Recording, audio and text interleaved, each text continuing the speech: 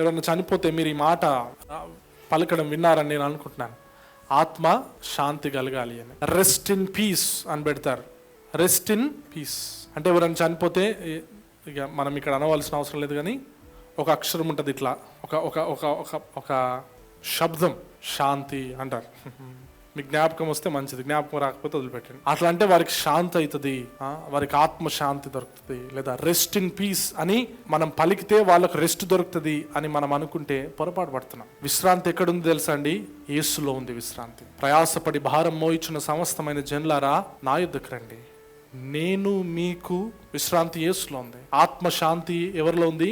యేసులో ఉంది. యేసు క్రీస్తు మనకు ఆ విశ్రాంతిని ఇస్తాడు. క్రైస్తవులు కూడా నీ ఆత్మకు శాంతి కలుగును గాక రాస్తా ఉంటే చూసి బాధ అవుతుంది నాకు. క్రైస్తవులు కూడా రెస్ట్ ఇన్ పీస్ అని రాస్తుంటే చూసి బాధ అవుతుంది నాకు. ఒకవేళ అతడు ఈ లోకంలో రక్షణ పొందిన వాడైతే అతడు ఎక్కడికి వెళ్ళాడంటే విశ్రాంతిలోనికి ప్రవేశించాడు. నువ్వు రాసినా రాయకపోయినా ఆయనకి ఏముంది?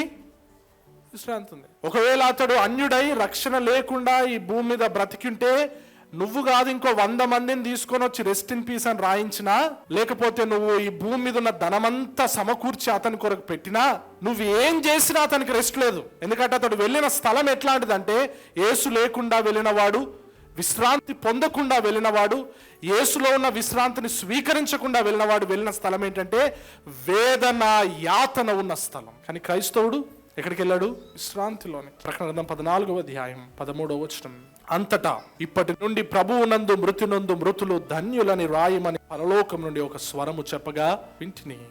నిజమే, వారు తమ ప్రయాసములు మాని విశ్రాంతి పొందుదురు, వారి క్రియలు వారి వెంట పోవచ్చున్నది. వారు తమ ప్రయాసములు మాని ఏం పొందుదురు? విశ్రాంతి.